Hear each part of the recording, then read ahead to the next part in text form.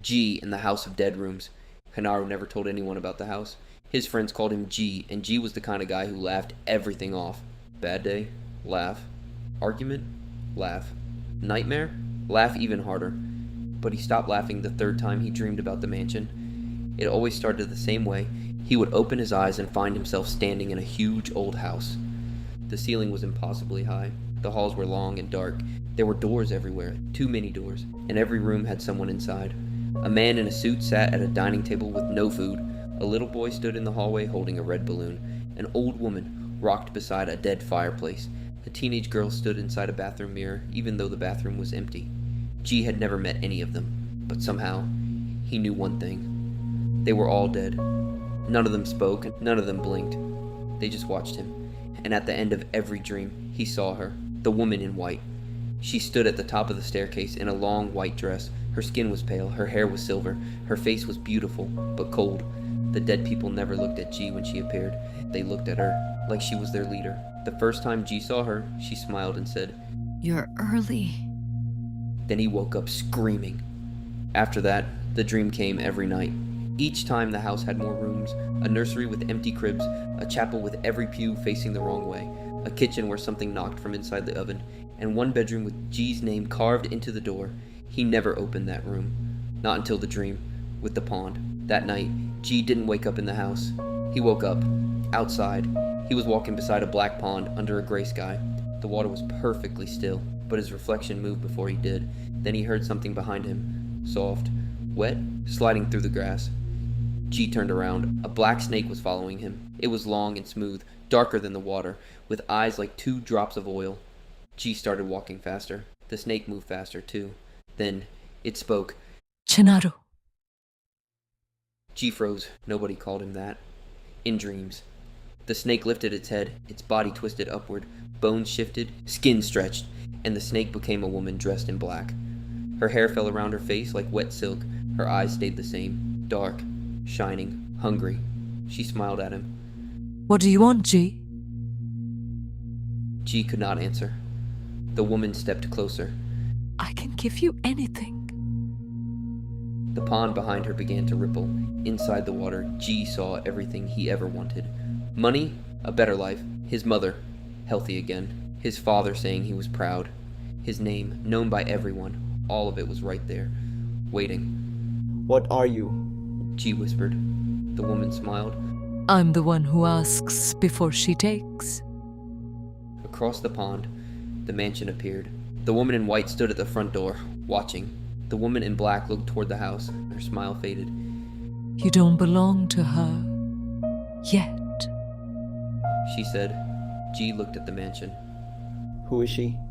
The woman in black leaned close to his ear. "The first one who answered." Then G woke up. He was back in his own bed. For a second, he thought it was over. Then he looked down. His feet were wet. There was mud on the floor, and the muddy footprints led from his bedroom door, straight to his bed. The next night, G tried not to sleep.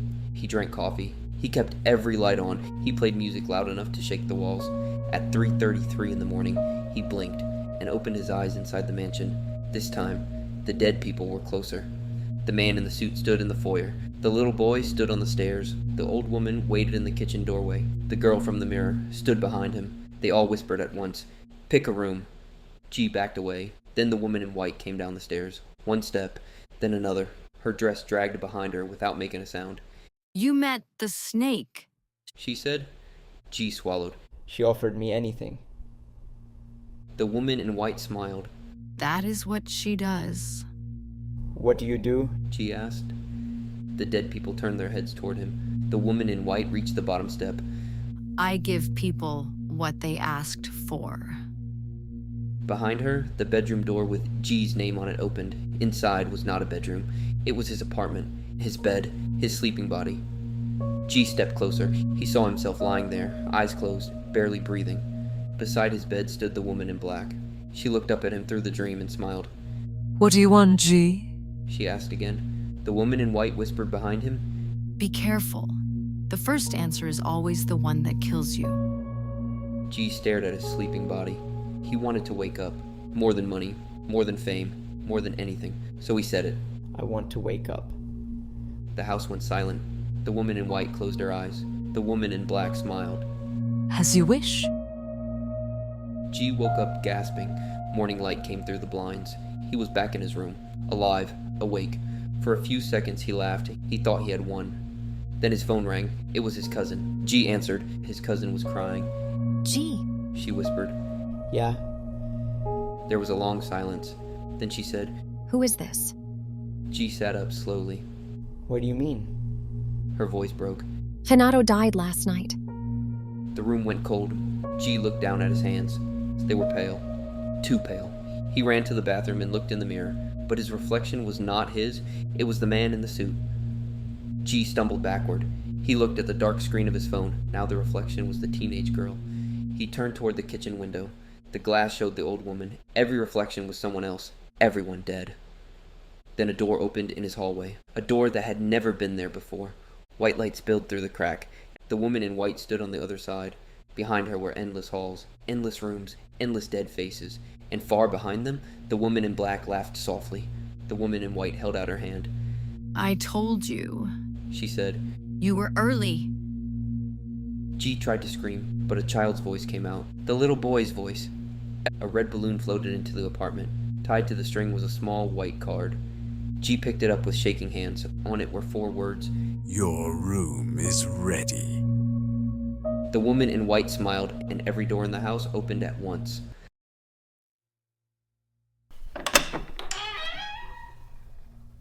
Thank you, Genaro, for sharing your story, and to everyone listening.